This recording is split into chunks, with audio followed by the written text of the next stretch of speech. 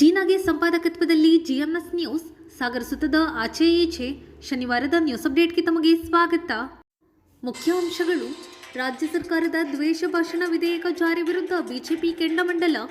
ಮಸೂದೆಗೆ ಅಂಕಿತ ಹಾಕದಂತೆ ರಾಷ್ಟ್ರಪತಿಗಳಿಗೆ ಮತ್ತು ರಾಜ್ಯಪಾಲರಿಗೆ ಮನವಿ. ಮಸೂದೆ ಅನುಷ್ಠಾನದ ಹಿಂದೆ ಸಂವಿಧಾನ ವಿರೋಧಿ ಧೋರಣೆ ಇದೆ ಎಂದ ಹರತಾಳು. ಮಸೂದೆ ವಿರೋಧಿಸಿ ಬಿಜೆಪಿಯ ಮೇಘರಾಜ್ ಮಧುರಾ, ಗಣೇಶ್ ಪ್ರಸಾದ್, ದೇವೇಂದ್ರಪ್ಪ ಸಿಡಿಲಬ್ಬರದ ಮಾತು. ಅಯ್ಯಪ್ಪ ಸ್ವಾಮಿ ನೂತನ ದೇವಳದ ನೀಲನಕ್ಷೆ ಬಿಡುಗಡೆ. 9 ಕೋಟಿ ರೂಪಾಯಿ ವೆಚ್ಚದಲ್ಲಿ ದೇವಸ್ಥಾನ ನಿರ್ಮಾಣ. ಸಭಾ ಕಾರ್ಯಕ್ರಮದಲ್ಲಿ ಸಂಸದ ರಾಘವೇಂದ್ರ, ಶಾಸಕ ಬೇಳೂರು, ಮಾಜಿ ಸಚಿವ ಹರತಾಳು ಹಾಲಪ್ಪ ಮಾತು. ಕೊರೆಯುವ ಚಳಿ ನಡುವೆಯೂ ಪ್ರೇಕ್ಷಕರನ್ನು ರಂಜಿಸಿದ ಆಳ್ವಾಸ್ ನೃತ್ಯ ವೈಭವ, ಸಿಡಿಮದ್ದು ಪ್ರದರ್ಶನ. ಈಗ ಸುದ್ದಿಯ ವಿವರ. ದ್ವೇಷ ಭಾಷಣ ವಿಧೇಯಕ ಹಿಂದಕ್ಕೆ ಪಡೆಯುವಂತೆ ಒತ್ತಾಯಿಸಿ ಶನಿವಾರ ಬಿಜೆಪಿ ವತಿಯಿಂದ ಸಾಗರ್ ಹೋಟೆಲ್ ವೃತ್ತದಲ್ಲಿ ಪ್ರತಿಭಟನೆ ನಡೆಸಲಾಯಿತು. ಪ್ರತಿಭಟನೆ ಉದ್ದೇಶಿಸಿ ಮಾಜಿ ಸಚಿವ ಹಾಗೂ ಬಿಜೆಪಿ ರಾಜ್ಯೋಪಾಧ್ಯಕ್ಷ ಹರತಾಳು ಹಾಲಪ್ಪ, ಬಿಜೆಪಿ ನಿಕಟಪೂರ್ವ ಜಿಲ್ಲಾಧ್ಯಕ್ಷ ಟಿಡಿ ಮೇಘರಾಜ್, ಗಣೇಶ್ ಪ್ರಸಾದ್, ಮಧುರಾ ಶಿವಾನಂದ್, ದೇವೇಂದ್ರಪ್ಪ ಮಾತನಾಡಿದರು. ಪ್ರತಿಭಟನೆಯಲ್ಲಿ ಡಾಕ್ಟರ್ ರಾಜನಂದಿನಿ ಕಾಗೋಡು, ಪ್ರಸನ್ನ ಕೆರೆಕೈ, ವಿನೋದ್ ರಾಜ್, ಪರಶುರಾಮ್, ಪ್ರಶಾಂತ್ ಕೆಎಸ್, ಮೈತ್ರಿ ಪಾಟೀಲ್, ವಿ ಮಹೇಶ್, ಕೃಷ್ಣಾ ಶೇಟ್, ಭಾವನಾ ಸಂತೋಷ್, ಸತೀಶ್ ಕೆ, ಶ್ರೀನಿವಾಸ್ ಮೇಸ್ತ್ರಿ, ಕೊಟ್ರಪ್ಪ ಇನ್ನಿತರರು ಹಾಜರಿದ್ದರು.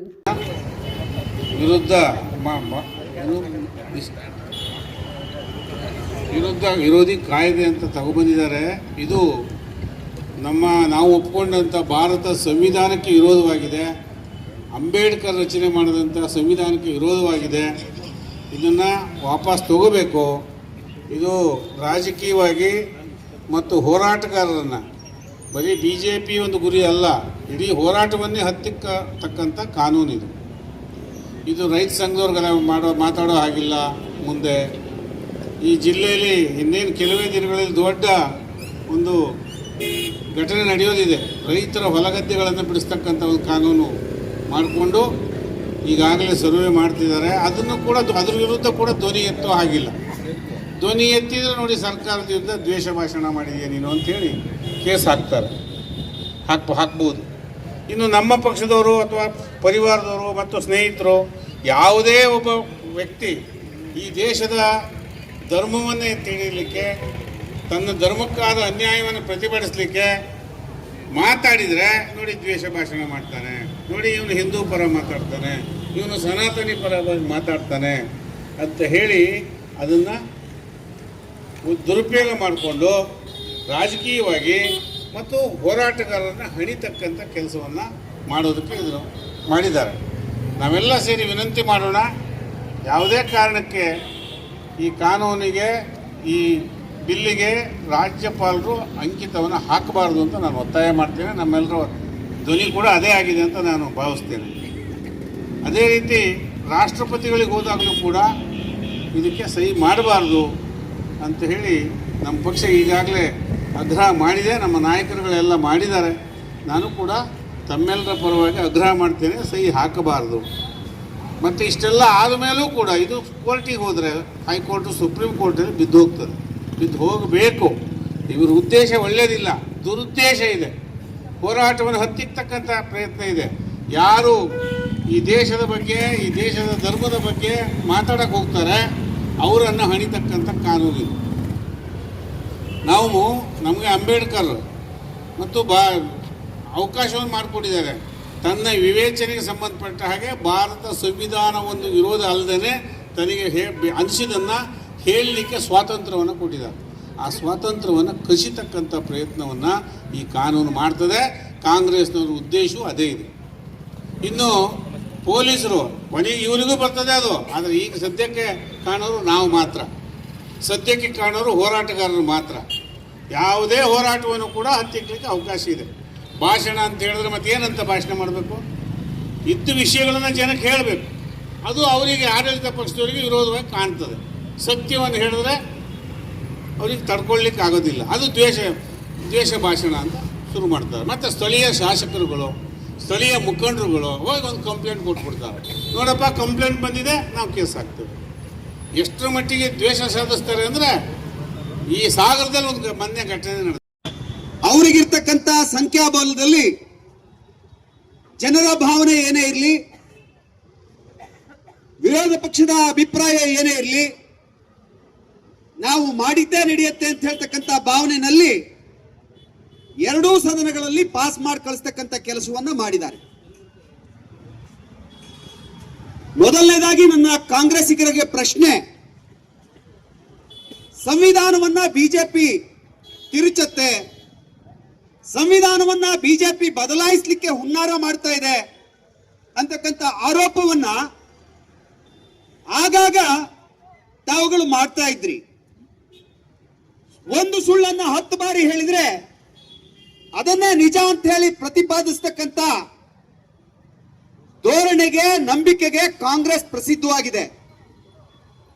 ಆತ್ಮೀಯರೇ, ನಾವೆಲ್ಲ ಸಂದರ್ಭಗಳಲ್ಲಿ ಸಂವಿಧಾನ ಶಿಲ್ಪಿ ಡಾಕ್ಟರ್ BR ಅಂಬೇಡ್ಕರ್ ಅವರನ್ನ ಸ್ಮರಣೆ ಮಾಡಿಸ್ತೇವೆ, ಸ್ಮರಿಸ್ತೇವೆ, ಕೃತಜ್ಞತೆಗಳನ್ನು ಹೇಳ್ತೇವೆ. ಸಂವಿಧಾನ ಶಿಲ್ಪಿ ಡಾಕ್ಟರ್ BR ಅಂಬೇಡ್ಕರ್ ಅವರು ಕೊಟ್ಟಿರ್ತಕ್ಕಂಥ ಸಂವಿಧಾನದ 19ನೇ ಪರಿಚ್ಛೇದ ಎ ಮತ್ತು ಬಿ ನಲ್ಲಿ ಈ ಸ್ವತಂತ್ರ ಭಾರತದಲ್ಲಿ ಪ್ರತಿಯೊಬ್ಬ ಪ್ರಜೆಗೆ ವಾಕ್ ಸ್ವಾತಂತ್ರ್ಯದ ಹಕ್ಕಿದೆ, ಅವನ ಅರಿವಿಗೆ ಬರ್ತಕ್ಕಂಥ ಅಭಿಪ್ರಾಯಗಳನ್ನ ಹೇಳ್ತಕ್ಕಂಥ ಮುಕ್ತ ಅವಕಾಶ ಇದೆ, ಅವಕಾಶ ಇರಬೇಕು ಅಂತ ಹೇಳಿ ಸಂವಿಧಾನದ 19ನೇ ಪರಿಚ್ಛೇದ ಎ ಮತ್ತು ಬಿ ನಲ್ಲಿ ಉಲ್ಲೇಖ ಮಾಡಿದ್ದಾರೆ.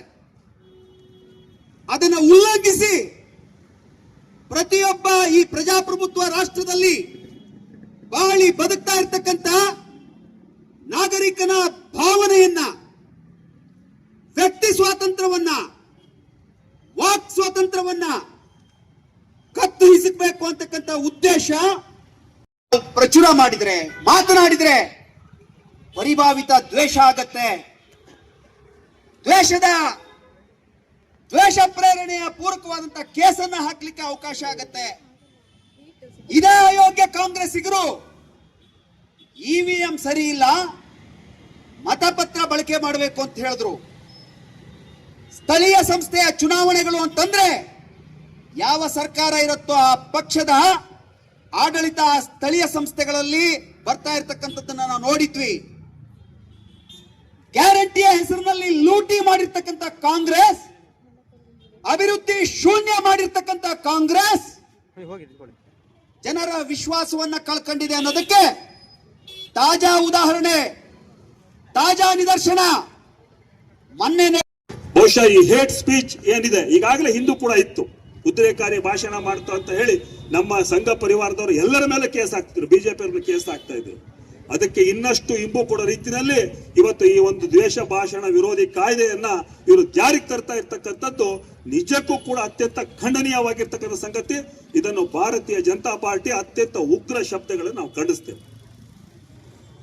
ಕೇವಲ ಈ ಹೇಟ್ ಸ್ಪೀಚ್ ಬಹುಶಃ ನನಗನ್ಸತ್ತೆ ಈ ಹೇಟ್ ಸ್ಪೀಚ್ ಏನಾದ್ರು ಸ್ವಲ್ಪ 2 ವರ್ಷದ ಹಿಂದಾಗಿದ್ರೆ ಇದಕ್ಕೆ ಸುಜಯ್ ಅವರೇ ಪ್ರಥಮ ಬಲಿ ಆಗಿರ್ತಕ್ಕಂಥದ್ದು ಈ ಕ್ಷೇತ್ರದ ಈಗಿನ ಶಾಸಕರು. ಯಾಕೆ ಈ ಮಾತನ್ನು ಹೇಳ್ತಾ ಇದ್ದೀನಿ ಅಂದ್ರೆ 2 ವರ್ಷದಿಂದ ಅವ್ರು ಮಾತಾಡಿದ್ರು. ದೇಶದ ಪ್ರಧಾನಿ ನರೇಂದ್ರ ಮೋದಿ ಅವರನ್ನ ಏನಂತ ಹೇಳಿದ್ರು, ಅವರು ಗುಂಡಿಟ್ಟು ಕೊಲ್ಲಿ ಅಂತ ಹೇಳಿದ್ರು. ಇದಕ್ಕಿಂತ ಹೇಟ್ ಸ್ಪೀಚ್ ಬೇಕಾ ಸ್ವಾಮಿ? ಇದಕ್ಕಿಂತ ಹೇಟ್ ಸ್ಪೀಚ್ ಬೇಕಾ?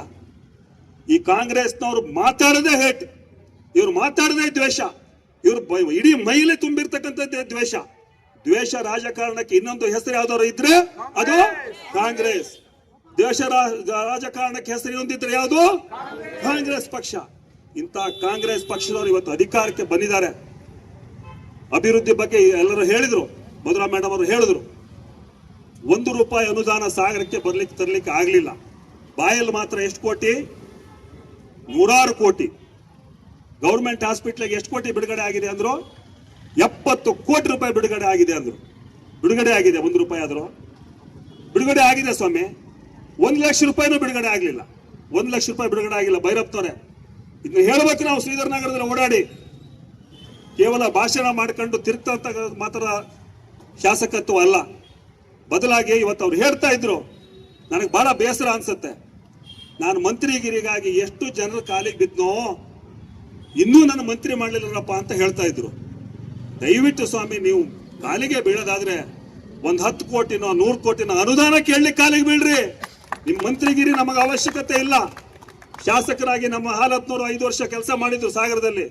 ಅವರೇನು ಮಂತ್ರಿ ಆಗಿರ್ಲಿಲ್ಲ, ಆದ್ರೆ ಈ ಸಾಗರಕ್ಕೆ 888 ರಸ್ತೆಗಳನ್ನ ಮಾಡಿರ್ತಕ್ಕಂಥ ಕೀರ್ತಿ ನಮ್ಮ ಹಾಲತ್ನವರಿಗೆ ಸಲ್ಲುತ್ತೆ. ಈ ಸಾಗರಕ್ಕೆ ಆಕ್ಸಿಜನ್ ಪ್ಲಾಂಟ್ ಅನ್ನ ಮಾಡಿಸ್ಕೊಟ್ರು. ಜೂನಿಯರ್ ಕಾಲೇಜ್ ವಿಷಯನ ಬರ್ಬೇಕು. ಜೂನಿಯರ್ ಕಾಲೇಜಲ್ಲಿ ಮೊನ್ನೆ ಕಾರ್ಯಕ್ರಮ ಮಾಡಿದ್ರು ಇವರು. ಆದ್ರೆ ಆ ಕಾರ್ಯಕ್ರಮ ಯಾವ ರೀತಿ ಮಾಡಿದ್ರು? ಸರ್ಕಾರದಿಂದ 1 ರೂಪಾಯಿ ದುಡ್ಡು ತರ್ಲಿಕ್ಕೆ ಆಯ್ತಾ ಇವರಿಗೆ? ಸ್ಟೂಡೆಂಟ್ಸ್ ಹತ್ರ 600 ರೂಪಾಯಿ ತಗೊಂಡಿದ್ದಾರೆ.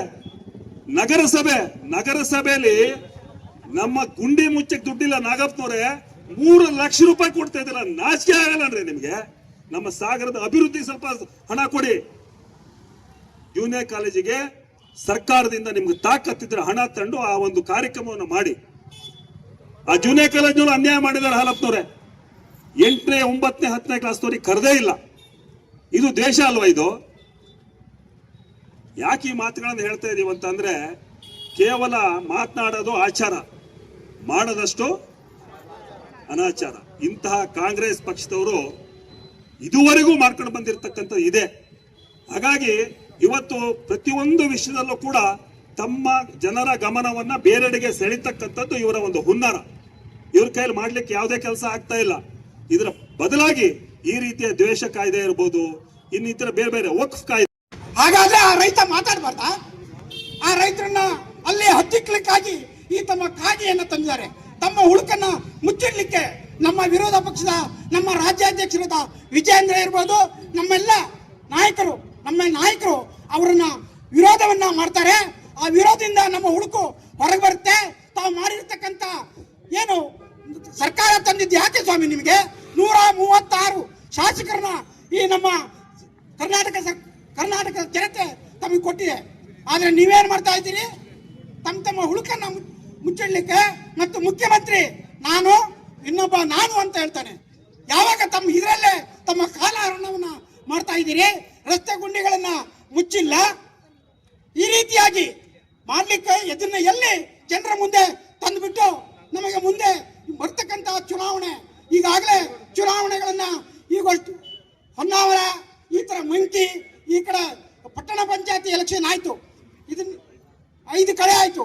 5 ಕಡೆಯಲ್ಲಿಯೂ ಕೂಡ ಇವರ ಈ ಒಂದು ದ್ವಂದ್ವ ನಿಲುವನ್ನ ನೋಡಿ ಮತ್ತೆ ಜನಪರ ಇಲ್ಲದ ಸರ್ಕಾರವನ್ನ ಕಿತ್ತು ಹಾಕಬೇಕು ಅಂತೇಳಿ ನಮ್ಮ ಕರ್ನಾಟಕದ ಜನ ಭಾರತೀಯ ಜನತಾ ಪಾರ್ಟಿಗೆ ಹೆಚ್ಚಿನ ಮತವನ್ನು ಕೊಟ್ಟು ಗೆಲ್ಲಿಸಿದ್ದಾರೆ. ಇದು ಉದಾಹರಣೆ. ಹಾಗಾಗಿ ಇವರು ಜನಸೇವೆಯನ್ನ ಮಾಡೋದು ಬಿಟ್ಟು ಜನರನ್ನ ಸ್ವಾತಂತ್ರ್ಯವನ್ನ ಕಿತ್ತುಕೊಂಡು ಈಗಾಗಲೇ ಜನರಿಗೆ ಒಂದು ತಮ್ಮನ್ನ ಬಂಧಿಸ್ತೀವಿ, ಇನ್ನೊಂದು ಮಾಡ್ತೀವಿ ಅಂತ ಹೇಳಿ ಹೆದರಿಸ್ತಾ ಇದ್ದಾರೆ. ಹಾಗಾಗಿ ಘನತೆವೆತ್ತ ರಾಜ್ಯಪಾಲರಲ್ಲಿ ನಾವು ಮನವಿಯನ್ನು ಕೊಡಿದ್ದೀವಿ. ಹಾಗಾಗಿ ಆ ಬಿಲ್ಲನ್ನ ಯಾವುದೇ ಕಾರಣಕ್ಕೂ ಅದನ್ನ ವಾಪಸ್ ಕಳಿಸಬೇಕು ಅಂತೇಳಿ ಹೇಳಿ ಮೊನ್ನೆ ಬೆಳಗಾವಿ ಅಧಿವೇಶನದಲ್ಲಿ ನಡೆದಂತಹ ದ್ವೇಷ ವಿರೋಧಿ ಭಾಷಣವನ್ನ ಯಾರು ಮಾಡ್ತಾರೋ ಅವ್ರ ವಿರುದ್ಧ ಒಂದು ಮಂಡನೆಯನ್ನ ಕಾಯ್ದೆಯನ್ನ ಜಾರಿಗೆ ತರ್ತಾ ಇದ್ದಾರೆ. ಅಂದ್ರೆ ನಾವು ಎಲ್ಲರೂ ಯೋಚನೆ ಮಾಡಬೇಕು. ಕಾಂಗ್ರೆಸ್ ಸರ್ಕಾರ ಆಡಳಿತಕ್ಕೆ ಬಂದ ನಂತರ ನಮ್ಮ ರಾಜ್ಯದಲ್ಲಿ ಏನೇನೆಲ್ಲ ಮಾಡ್ತಾ ಇದೆ ಅನಾಚಾರಗಳು, ಹಾಗೂ ಅವರು ಮಾಡ್ತಿರುವಂತಹ ಈ ಜನರಿಗೆ ಕೊಟ್ಟಂಗೆ ಮಾಡಿ ಇಸ್ಕೊಳ್ಳೋದು ಅಂತ ಹೇಳ್ತಾರಲ್ಲ, ಆ ರೀತಿ ಮೂಗಿಗೆ ತುಪ್ಪವನ್ನ ಒರೆಸಿ ನಾವು ಕೊಟ್ಟಿದ್ದೀವಿ ಅಂತ ಹೇಳ್ತಿರುವಂತಹ ಯೋಜನೆಗಳಾಗಿರ್ಬೋದು. ಇವರಿಗೆ ತಾವು ಮಾಡ್ತಿರುವಂತಹ ತಪ್ಪು ಜನರಿಗೆ ಗೊತ್ತಾಗಬಾರ್ದು ಅನ್ನೋದು ಒಂದೇ ಉದ್ದೇಶಕ್ಕೆ ಈ ಒಂದು ದ್ವೇಷ ಭಾಷಣವನ್ನ ವಿರೋಧಿಸುವಂತಹ ಒಂದು ಏನು ಕಾಯ್ದೆಯನ್ನ ಇವರು ತರ್ತಾ ಇದ್ದಾರೆ, ಅದು ನಿಜವಾಗ್ಲೂ ಖಂಡನೀಯ ಅಂತ ಹೇಳ್ತಾ ಇದ್ದೀವಿ ನಾವು. ಯಾಕಂದ್ರೆ ನಮ್ಮ ಒಂದು ಏನು ಸಂವಿಧಾನದಲ್ಲಿ ಜನಪ್ರತಿನಿಧಿಗಳಿಗೆ ಮಾತಾಡ್ಬೇಕು ಅಂತಾನೆ ಕಳಿಸಿರ್ತಾರೆ.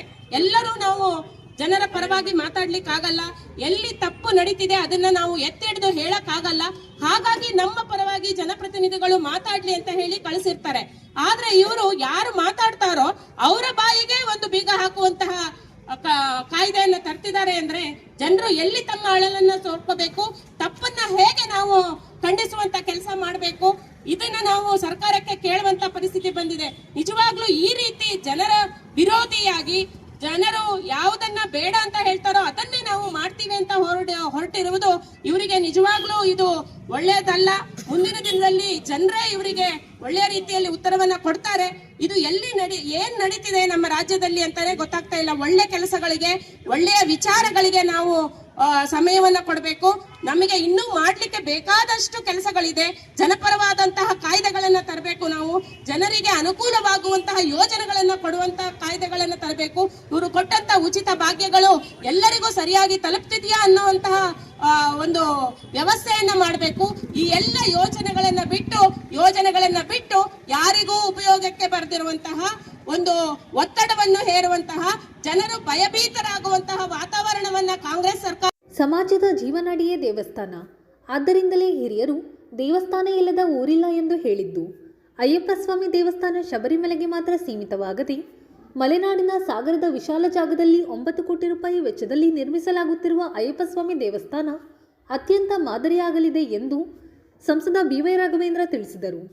ಸಾಗರದ ಅಯ್ಯಪ್ಪ ಸ್ವಾಮಿ ದೇವಸ್ಥಾನ ಆವರಣದಲ್ಲಿ ಶುಕ್ರವಾರ ಅಯ್ಯಪ್ಪ ಸ್ವಾಮಿ ಸೇವಾ ಟ್ರಸ್ಟ್ ವತಿಯಿಂದ ಸುಮಾರು 9 ಕೋಟಿ ರೂಪಾಯಿ ವೆಚ್ಚದಲ್ಲಿ ನಿರ್ಮಿಸಲು ಉದ್ದೇಶಿಸಿರುವ ಅಯ್ಯಪ್ಪ ಸ್ವಾಮಿ ನೂತನ ದೇವಸ್ಥಾನದ ನೀಲನಕ್ಷೆ ಅನಾವರಣ ಕಾರ್ಯಕ್ರಮ ಉದ್ಘಾಟಿಸಿ ಅವರು ಮಾತನಾಡುತ್ತಿದ್ದರು. ಶಾಸಕ ಗೋಪಾಲಕೃಷ್ಣ ಬೇಳೂರು ಹಾಗೂ ಮಾಜಿ ಸಚಿವ ಹರತಾಳು ಹಾಲಪ್ಪ ಮಾತನಾಡಿದರು. ಟ್ರಸ್ಟ್ ಅಧ್ಯಕ್ಷ ಆರ್ ಚಂದ್ರು ಕಾರ್ಯಕ್ರಮದ ಅಧ್ಯಕ್ಷತೆ ವಹಿಸಿದ್ದರು. ವೇದಿಕೆಯಲ್ಲಿ ಪೌರಾಯುಕ್ತ ಎಚ್.ಕೆ. ನಾಗಪ್ಪ, ಪ್ರಮುಖರಾದ ಟಿ.ಡಿ. ಮೇಘರಾಜ್, ಮಲ್ಲಿಕಾರ್ಜುನ್ ಹಕ್ರೆ, ರವೀಂದ್ರನ್, ಪ್ರಸಾದ್ ಇನ್ನಿತರರು ಹಾಜರಿದ್ದರು. ನಂತರ ಆಳ್ವಾಸ್ ಸಂಸ್ಥೆಯಿಂದ ಸಾಂಸ್ಕೃತಿಕ ಕಾರ್ಯಕ್ರಮ ನಡೆಯಿತು. ದೀಪೋತ್ಸವ ಹಿನ್ನೆಲೆಯಲ್ಲಿ ವಿಶೇಷ ಸಿಡಿಮದ್ದಿನ ಪ್ರದರ್ಶನ ಗಮನ ಸೆಳೆಯಿತು. ಸನ್ಮಾನಿಸಿದ ನಮ್ಮ ಆಡಳಿತ ಪಕ್ಷದ ಶಾಸಕರು ಗೋಪಾಲಕೃಷ್ಣ ಬೇಳೂರು ಅವರಿದ್ದಾರೆ. ಬೇರೆ ಯೋಜನೆಗಳಿಂದ ತೆರವಂತ ದಿಕ್ಕಿನಲ್ಲಿ ನಾವು ನಮ್ಮ ಹಾಲಪ್ಪನವರು ಪ್ರಯತ್ನ ಕೂಡ ಮಾಡ್ತೀವಿ. ಜೊತೆ ಸಂಪತ್ತು ತಾವು ಕೂಡ ಕೈ ಜೋಡಿಸಿ ಇದು ಪವಿತ್ರವಾದಂತಹ ಒಂದು ಸಂಕ್ರಾಂತಿ ಹಬ್ಬದ ನಂತರ ಶಂಕುಸ್ಥಾಪನೆ ಆದ ಮೇಲೆ ಆದಷ್ಟು ಬೇಗ ಲೋಕಾರ್ಪಣೆ ಮಾಡುವಂತಹ ಒಂದು ಪವಿತ್ರವಾದಂತಹ ಕಾರ್ಯನ ಕೂಡ ಕೂಡಿ ಬರಲಿ ಅಂತ ಹೇಳಿ ಆ ಸ್ವಾಮಿ ಅಣ್ಣಪ್ಪನಲ್ಲಿ, ಸ್ವಾಮಿ ಅಯ್ಯಪ್ಪ ಸ್ವಾಮಿಯಲ್ಲಿ ಈ ಸಂದರ್ಭದಲ್ಲಿ ಕೇಳ್ಕೊಂತ ನಾನಿಲ್ಲಿ ನಿಂತಾಗ ಅನಿಸ್ತಾ ಇತ್ತು, ಶಬರಿಮಲೆ ಕೇವಲ ನಮ್ಮ ಕೇರಳಕ್ಕೆ ಸೀಮಿತವಾದಂತ ದೇವಸ್ಥಾನ ಅಲ್ಲ, ಇದು ಪ್ರತಿಯೊಬ್ಬ ಅಯ್ಯಪ್ಪ ಸ್ವಾಮಿ ಭಕ್ತರ ಒಂದು ಶ್ರದ್ಧಾ ಕೇಂದ್ರ. ನಮ್ಮ ಸಾಗರದ ಈ ಒಂದು ಅಯ್ಯಪ್ಪ ಸ್ವಾಮಿಯ ಒಂದು ದೇವಸ್ಥಾನ ಆಗುತ್ತೆ ಅನ್ನಲಿಕ್ಕೆ ಯಾವುದೇ ಅನುಮಾನ ಇಲ್ಲ. ಭವ್ಯ ಮಂದಿರವನ್ನ ನವನಿರ್ಮಾಣವನ್ನ ಮಾಡಬೇಕು ಈ ಮಲೆನಾಡು ಭಾಗದಲ್ಲಿ. ಅದರಲ್ಲೂ ವಿಶೇಷವಾಗಿ ನಿಮಗೆಲ್ಲರೂ ಕೂಡ ಹಿಂದೆ ಗೊತ್ತಿದೆ, ಯಾವುದೇ ಒಂದು ದೇವನಿಲ್ಲದ ಊರಿಲ್ಲ ಅಂತ ಹೇಳ್ತಾರೆ. ಆ ರೀತಿ ನಮ್ಮ ಸಮಾಜದ ಜೀವನಾಡಿನೇ ದೇವಸ್ಥಾನ ಅಂತ ನಮಗೆಲ್ಲರೂ ಕೂಡ ಗೊತ್ತಂತ ವಿಚಾರ. ಧಾರ್ಮಿಕವಾಗಿ, ಸಾಂಸ್ಕೃತಿಕವಾಗಿ, ಆಧ್ಯಾತ್ಮಿಕವಾಗಿ ಶಕ್ತಿ ತುಂಬುವಂತ ಒಂದು ಪವಿತ್ರವಾದಂತಹ ವಾಸ್ತು ರೀತಿಯಲ್ಲಿ ಇರುವಂತಹ ಒಂದು ಜಾಗದಲ್ಲಿ ನಾವೆಲ್ಲರೂ ಕೂಡ ಕೂತಿದ್ದೀವಿ. ಹಾಗಾಗಿ ನಮ್ಮ ಸಾಗರದ ನಗರದ, ನಮ್ಮ ಜಿಲ್ಲೆಯ ಒಂದು ಪ್ರವಾಸೋದ್ಯಮದ, ಆಧ್ಯಾತ್ಮಿಕ ಪ್ರವಾಸೋದ್ಯಮದ ಒಂದು ಸ್ಥಳ ಆಗಿ ನಿರ್ಮಾಣ ಮಾಡಲಿಕ್ಕೆ ಒಂದು ಅತ್ಯುತ್ತಮವಾದಂತಹ ಒಂದು ಜಾಗ ಇದು. ಹಾಗಾಗಿ ತುಂಬಾ ಒಳ್ಳೆ ರೀತಿಯಿಂದ ಈಗ ಆಲ್ರೆಡಿ ನಾವು ಮಿನಿಚರ್ ಕೂಡ ಈಗ ಆಲ್ರೆಡಿ ಲೋಕಾರ್ಪಣೆಯನ್ನ ಮಾಡಿದ್ದೀವಿ. Not only temple, convention hall ಇರ್ಬೋದು, ಕಮರ್ಷಿಯಲ್ ಪ್ರೋಸೆಸ್ ಇರ್ಬೋದು, ವಾಕಿಂಗ್ ಪಾತ್ ಇರ್ಬೋದು, ಎಲ್ಲದೂ ಕೂಡ ತುಂಬಾ ಚೆನ್ನಾಗಿ ಪ್ಲಾನಿಂಗ್ ಅನ್ನ ಮಾಡಿದ್ದಾರೆ. ಹಾಗಾಗಿ ಎಷ್ಟಿದ್ರು ಕೂಡ ನಮಗೆ ಬೇಕು, ಅದಕ್ಕೆ ಕೊನೆಗೆ ಉಳಿಯುವಂಥದ್ದು ನಾವು ಕೊಟ್ಟಿದ್ದನ್ನ ಸಮಾಜಕ್ಕೆ ಅದು ಯಾವತ್ತೂ ಕೂಡ ಸಮಾಜದಲ್ಲಿ ಹೆಸರಾಗಿ ಉಳಿಯುತ್ತೆ. ಆ ದಿಕ್ಕಲ್ಲಿ ನಾವೆಲ್ಲರೂ ಕೂಡ ಸಂಕಲ್ಪಕ್ಕೆ, ಪರಂಪರೆಗೆ ಮತ್ತೊಮ್ಮೆ ಒಂದು ಶಕ್ತಿ ತುಂಬಂತ ಪವಿತ್ರವಂತ ಕಾರ್ಯ ಇಡೀ ರಾಷ್ಟ್ರದಲ್ಲಿ ಆಗ್ತಾ ಇರೋದು ನಾವು ತಾವೆಲ್ಲರೂ ಕೂಡ ನೋಡ್ತಾ ಇದ್ವಿ. ಭವ್ಯವಾದಂತಹ ಶ್ರೀರಾಮ ಮಂದಿರ ನಿರ್ಮಾಣ ಆಯಿತು. ಇದೇ 15 ದಿನ ಕೆಳಗೆ ಆ ಭವ್ಯವಾದಂತ ಮಂದಿರದ ಮೇಲೆ ಧ್ವಜವನ್ನ ಆರೋಹಣ ಮಾಡುವಂತ ಕೆಲಸವನ್ನು ಕೂಡ ಸಮಾಜದ ನರೇಂದ್ರ ಮೋದಿ ಅವರ ನೇತೃತ್ವದಲ್ಲಿ ಆಗಿದ್ದು ತಮಗೆಲ್ಲರೂ ಕೂಡ ಗೊತ್ತಂತ ವಿಚಾರ. ಇವತ್ತು ಆಧ್ಯಾತ್ಮಿಕ ಶಕ್ತಿಯಾಗಿ ಇಡೀ ಪ್ರಪಂಚಕ್ಕೆ ಒಂದೊಂದು ದೇಶ ಒಂದೊಂದು ರೀತಿಯಲ್ಲಿ ಆಡಳಿತಕ್ಕೆ, ಇನ್ನೊಂದು ಯಾವುದೋ ಟೆಕ್ನಾಲಜಿ ಇರ್ಬೋದು, ಇನ್ನೊಂದು ಪೊಲಿಟಿಕಲ್ ಇದಿರ್ಬೋದು, ಆದ್ರೆ ಭಾರತ ಇವತ್ತು ಪ್ರಪಂಚಕ್ಕೆ ಪರಿಚಯ ಆಗಿರೋದೇ ಒಂದು ಆಧ್ಯಾತ್ಮಿಕ ಶಕ್ತಿ ಮೇಲೆ ಇಡೀ ಪ್ರಪಂಚಕ್ಕೆ ಪರಿಚಯ ಆಗಿದೆ. ಹಾಗಾಗಿ ಇಲ್ಲಿಯ ಶಕ್ತಿನೇ ನಮ್ಮ ಆಧ್ಯಾತ್ಮಿಕ ಶಕ್ತಿ ಆಗಿರುತ್ತ ಅದು ಕೊರತೆ ಬರೋ ರೀತಿಯಲ್ಲಿ ಎಚ್ಚರಿಕೆಯಿಂದ ಅದಕ್ಕೆ ಶಕ್ತಿ ತುಂಬುವಂತ ಕಾರ್ಯವನ್ನ ನಾವೆಲ್ಲರೂ ಕೂಡ ಸಂಕಲ್ಪ ಮಾಡುವಂತ ಒಂದು ಪವಿತ್ರವಾದಂತಹ ಒಂದು ದಿನ ಇವತ್ತು ನಮ್ಮನ್ನೆಲ್ಲ ಇಲ್ಲಿ ಸೇರಿಸುವಂತ ಒಂದು ಪ್ರಯತ್ನ ಸನ್ಮಾನಿಸಿದ ಚಂದ್ರಣ್ಣವರ ಒಂದು ನೇತೃತ್ವದಲ್ಲಿ ಆಗಿದೆ ಅಂತ ಹೇಳಿ ಸಂದರ್ಭದಲ್ಲಿ ಹೇಳ್ತಾ ತುಂಬಾ ಸಂತೋಷ. ಇವತ್ತು ಸಾಗರದಲ್ಲಿ ಮೊನ್ನೆನೂ ಕೂಡ ನಮ್ಮ ಎರಡನೇದು ಸಾಯಿಬಾಬಾ ದೇವಸ್ಥಾನ, ಮೂರನೇದು ನಮ್ಮ ಅಯ್ಯಪ್ಪ ಸ್ವಾಮಿ ದೇವಸ್ಥಾನ ದೇಶದಲ್ಲಿ ಪ್ರಗತಿ ಹೊಂದಿರುವಂತದ್ದು ಮತ್ತೆ ಸುದ್ದಿ ಇರುವಂತಹ ದೇವಸ್ಥಾನಗಳಲ್ಲಿ ಇವತ್ತು ಈಗಾಗಲೇ ರಾಘವೇಂದ್ರ ಅವರಿದ್ದು ಅವರ ಕ್ಷೇತ್ರದ MP ಆಗಿ ಅವರ ಅಭಿವೃದ್ಧಿಯನ್ನು ಮಾಡಿದ್ದಾರೆ. ಸಾಗರ ಕ್ಷೇತ್ರದಲ್ಲೂ ಸಹ ಇಲ್ಲಿ ಮಹಾಗಣಪತಿ ದೇವಸ್ಥಾನ ಇವತ್ತಿದೆ. ಯಾವಾಗಲೂ ಗೋಪುರ ಬೀಳೋದು ಇನ್ನೊಂದು ಬೀಳೋದು ಅವಶ್ಯಕನ ಆಗಬಾರದು. ಅದಕ್ಕೋಸ್ಕರ ಈ ಸೇರಿ ಒಂದು ಪ್ಲಾನ್ ಮಾಡಿ ಮೊನ್ನೆ ಶಂಕುಸ್ಥಾಪನೆ ಮಾಡಿದೆ. ಮುಂದುಗಡೆ ಸಂಪೂರ್ಣವಾದಂತಹ ಕೇರಳದ ಮಾದರಿಯ ಕಲ್ಲಿನಲ್ಲಿ ಮಾಡಿರುವಂತಹ ಕೆತ್ತನೆಯ ಮಾಡಿರುವಂತಹ ದೇವಸ್ಥಾನವನ್ನು ಮತ್ತೆ ನಾವು ಮಾಡ್ತಾ ಇದ್ದೀವಿ, ಮುಂದುಗಡೆ ಮಾಡಿಕೊಡ್ತಾ ಇದ್ದೀವಿ. ಅಲ್ಲಿ ಒಂದು ಉತ್ತಮವಾದಂತಹ ಪಾರ್ಕ್ ಅನ್ನು ಮಾಡಿ ಸಾರ್ವಜನಿಕರು ಭಕ್ತಾದಿಗಳು ಬಂದು ಕೂತ್ಕೊಳ್ಳುವಂತ ರೀತಿಯಲ್ಲಿ ಸುಂದರವಾದಂತಹ ಪಾರ್ಕ್ಗೂ ಸಹ ವ್ಯವಸ್ಥೆ ಮಾಡಲಿಕ್ಕೆ ಗುಡ್ಡಿ ಪೂಜೆಯನ್ನು ನೆರವೇರಿಸಿದ್ದೇನೆ ಬಂಧುಗಳೇ.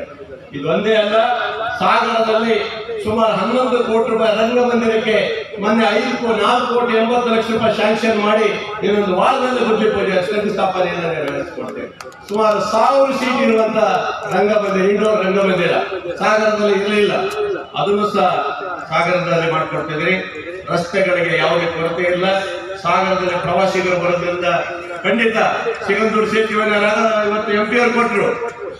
ಹಸಿರುಮಕ್ಕೆ ಸೇತುವೆ ನಾವು ಕೊಟ್ಟಿದ್ದೀವಿ.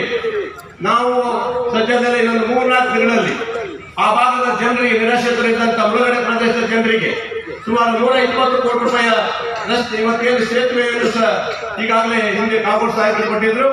ಈಗ ನಾನು ಬಂದ ಮೇಲೆ ಪೂರ್ತಿ ಮುಕ್ತಾಯ ಮಾಡಿ ಇದನ್ನು 3 ತಿಂಗಳಲ್ಲಿ ಸಹ ಉದ್ಘಾಟನೆ ಕಾರ್ಯಕ್ರಮಗಳನ್ನು ಹಮ್ಮಿಕೊಂಡಿದ್ದೀನಿ ಬಂಧುಗಳೇ. ಹಿಂದೆ ಬಿಜೆಪಿ ಸರ್ಕಾರದಲ್ಲಿ ನಮ್ಮ ಜೋಗ ಪ್ರಾಧಿಕಾರಕ್ಕೆ ಘೋಷಣೆ ಮಾಡಿದ್ರು. ಆದ್ರೆ ಹಣವನ್ನು ಬಿಟ್ಟಿರುವುದು 10 ಕೋಟಿ ಮಾತ್ರ. ಆದ್ರೆ 130 ಕೋಟಿ ರೂಪಾಯಿ ಗೋಪಾಲಕೃಷ್ಣ ಬೇಲೂರು ಬಿಡುಗಡೆ ಮಾಡಿದ್ದಾರೆ. ಎಲ್ಲ ರೀತಿಯ ಇಡೀ ಸಾಗರಕ್ಕೆ ಬಂದಂತ ಯಾವ ಪ್ರವಾಸಿಗರು ನಿರಂತರವಾಗಿ ಜೋಗದಲ್ಲಿ ಬಂದು ನೋಡ್ಕೊಂಡು ಹೋಗುವಂತ ರೀತಿಯಲ್ಲಿ ಮಾಡಬೇಕನ್ನೋ ಚಿಂತನೆ ಮಾಡಿದ್ವಿ.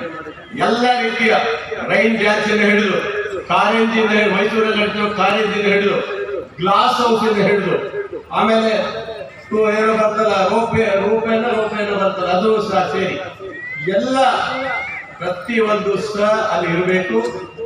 ಇಡೀ ರಾಜ್ಯದ ಜನರು ಜೋಗಕ್ಕೆ ಬಂದು ನೋಡುವಂತ ರೀತಿಯಲ್ಲಿ ಇವತ್ತು ಕ್ಷೇತ್ರದ ಶಾಸಕರಾಗಿ ಮಾಡಿ ತೋರಿಸ್ಕೊಡ್ತೇನೆ. ಹಾಗಾಗಿ ಬಂದ್ರೆ ನಾನು ಜಾಸ್ತಿ ಮಾತಾಡೋದಿಲ್ಲ. ಧಾರ್ಮಿಕ ವಿಚಾರವಾಗಿ ಹೇಳೋದಾದ್ರೆ ನಾವೆಲ್ಲರೂ ಕೈ ಜೋಡಿಸ್ತೀವಿ. ಭಾರತೀಯರು ನಾವೆಲ್ಲರೂ ಇವತ್ತು ಧಾರ್ಮಿಕ ಕ್ಷೇತ್ರದಲ್ಲಿ ಎತ್ತಿದ ಕೈ. ಯಾವುದೇ ಸಣ್ಣ ದೇವಸ್ಥಾನ ಮಾಡಿದ್ರು ಸಹ ಆ ದೇವಸ್ಥಾನಕ್ಕೆ ಸಹಕಾರ ಕೊಡುವಂತ ಮನೋಭಾವನ ನಾವು ಇಟ್ಕೊಂಡು ಬಂದಿದ್ದೀವಿ. ಈ ಕ್ಷೇತ್ರದ ಜನ ನನಗೆ ಆಶೀರ್ವಾದ ಮಾಡಿದ್ದಾರೆ. ಖಂಡಿತವಾಗಿ ಈ ಕ್ಷೇತ್ರದ ಜನರ ಋಣ ತೀರಿಸುವಂತ ಕೆಲಸವನ್ನು ಬೇಲೂರು ಮಾಡೇ ಮಾಡ್ತಾರೆ ಅನ್ನೋದು ಇವತ್ತು ಭರವಸೆ ಕೊಡ್ತೇನೆ ಬಂಧುಗಳೇ. ಇವತ್ತು ಹಾಗಾಗಿ ಇವತ್ತು ಈ ಸುಂದರವಾದಂತ ಭವ್ಯವಾದಂತ ಏನು ನಮ್ಮ ಅಯ್ಯಪ್ಪ ಸ್ವಾಮಿ ದೇವಸ್ಥಾನವನ್ನು ನವನಿರ್ಮಾಣ ಮಾಡ್ತಾ ಇದ್ದೀರಿ. ಯಾವಾಗ ಶಂಕುಸ್ಥಾಪನೆ ಮಾಡ್ತೀರಿ ಮಾಡಿ, ನಾನು ಎಷ್ಟು ಕೊಡಬೇಕು ಅತಿ ಹೆಚ್ಚು ಒಳ್ಳೆಯದನ್ನು ಮಾಡಲಿ, ಸಾಗರಕ್ಕೂ ಒಳ್ಳೆಯದನ್ನು ಮಾಡಲಿ ಮತ್ತು ಒಳ್ಳೆಯ ಸುಂದರವಾದ ದೇವಸ್ಥಾನವನ್ನು ತಾವು ಕಟ್ತಾ ಇದ್ದೀವಿ. ಅದಕ್ಕೆ ಒಂದು ಚೆನ್ನಾಗಿ ನೋಡಿ ಬರಲಿ ಅಂತ ಭಗವಂತನಲ್ಲಿ ಪ್ರಾರ್ಥನೆ ಮಾಡ್ತೇನೆ. ನಾನು ಬೇಗ ಮುಗಿಸ್ತೇನೆ ಅದಕ್ಕೆ ಚಪ್ಪಾಳೆ ಹೊಡಿತಿರೋದು ಮತ್ತು ಸ್ವೀಕರ ಆಗ್ತಿರೋದು ಅದು ಗೊತ್ತಿದೆ. ಅದು ಈ ಊರಿನಾಗೆ ಹುಟ್ಟಿ ಬೆಳೆದು ನೋಡಿದ್ರೆ ಸಾಗರದ ಜನರು ಹೇಗೆ ಗೊತ್ತಿದೆ ಮತ್ತು ಸಮಯ ಆಗಿದ್ದು ಹೌದು. ಮತ್ತು ಅವರು ಕಾರ್ಯಕ್ರಮಗಳನ್ನು ಮೋಹನ್ ಆಳ್ವ ಅವರ ನೇತೃತ್ವದಲ್ಲಿ ಅವರೇ ಬರೋರು. ಇವತ್ತು ಯಾಕೆ ಬಂದಿಲ್ಲ ಅವ್ರ ಕಾರ್ಯಕ್ರಮಗಳನ್ನು ನೋಡಿದ್ದೇವೆ. ಅವರಿಗೆ ಹೆಚ್ಚಿನ ಅವಕಾಶಗಳನ್ನು ಮಾಡಿಕೊಡ್ತಾ ಭಗವಂತ ಒಳ್ಳೆಯದನ್ನು ಮಾಡಲಿ. ಅದು ಒಂದು ವಿನಂತಿ, ಯಡಿಯೂರಪ್ಪನವರು ಅಧಿಕಾರದಾಗ ಇದ್ದಷ್ಟು ದಿನ ಅನೇಕ ಮಠಮಾನ್ಯಗಳಿಗೆ, ದೇವಸ್ಥಾನಗಳಿಗೆ ದುಡ್ಡನ್ನು ಕೊಟ್ಟಿದ್ದಾರೆ. ಈ ಸಾಗರ ಕ್ಷೇತ್ರದಲ್ಲಿ 400ಕ್ಕಿಂತ ಹೆಚ್ಚು ಸಮುದಾಯ ಭವನ ಮತ್ತು ದೇವಸ್ಥಾನಗಳಿಗೆ ಕೊಟ್ಟಿದ್ದಾರೆ. ಈಗಿರುವ ಸರ್ಕಾರದವರು 4,09,000 ಕೋಟಿ ಬಜೆಟ್ ಇರುವುದು. ದುಡ್ಡಿನ ಒಂದು ತಾಪತ್ರ ಇಲ್ಲ. ಹಾಗಾಗಿ ಸರ್ಕಾರ ಆ ಕಡೆ ಮನಸ್ಸು ಮಾಡಬೇಕು ಅಂತ ವಿನಂತಿ ಮಾಡಿಕೊಂಡು ಇಲ್ಲಿ ಇದು ಮೂಲತಃ ಶುರು ಮಾಡಿದವರು ಮತ್ತು ಈಗಲೂ ಕೂಡ ಶ್ರಮ ಪಡ್ತಿರೋರು ಶ್ರಮಜೀವಿಗಳು. ತಾವೆಲ್ಲ ಕಷ್ಟಪಟ್ಟು ಕೆಲಸ ಮಾಡ್ತಕ್ಕಂಥ ಸಮುದಾಯದಿಂದ ಬಂದಂಥವ್ರು ಶ್ರಮಜೀವಿಗಳು ಪ್ರಾರಂಭ ಮಾಡಿದರು 1976ರಲ್ಲಿ ಅಂತ ಕೇಳಿದ್ವಿ. ಈಗಲೂ ಕೂಡ ಅತ್ಯಂತ ಕಷ್ಟಪಟ್ಟು ಕೆಲಸ ಮಾಡ್ತಕ್ಕಂಥ ಈ ಸಮುದಾಯ ನೇತೃತ್ವವನ್ನು ವಹಿಸಿದೆ. ಊರಿನ ಜನರು ಸಹಕಾರ ಕೊಡಲಿ, ಯಡಿಯೂರಪ್ಪ ಕೊಟ್ಟರು ಅಂತ ಹೇಳಿದೆ. ಈಗಲೂ ಹಾಗೆ ಮಾಡಬೇಕು ಸರ್ಕಾರದವರು ಅಂತ ನಾನು ಸರ್ಕಾರಕ್ಕೆ ವಿನಂತಿ ಮಾಡ್ತಾ, ಇದಕ್ಕೆಲ್ಲ ಹಿಂದೆ ರಾಜ ಮಹಾರಾಜರು ಸಹಾಯ ಮಾಡ್ತಿದ್ರು. ಈಗ ಪ್ರಜಾಪ್ರಭುತ್ವ ಸರ್ಕಾರವೇ ಮಾಡಬೇಕಾಗಿದೆ.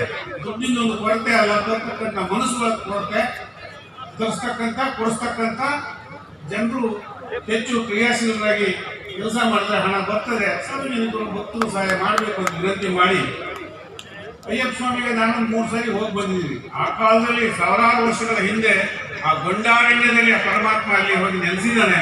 ಆ ಪುಣ್ಯ ಸ್ಥಳಕ್ಕೆ ಹೋಗಿ ಬರೋದೇ ಒಂದು ಜೀವನದ ಮಹತ್ವಾಕಾಂಕ್ಷೆ ಮತ್ತು ಸಾಧನೆ. ತಾವೆಲ್ಲ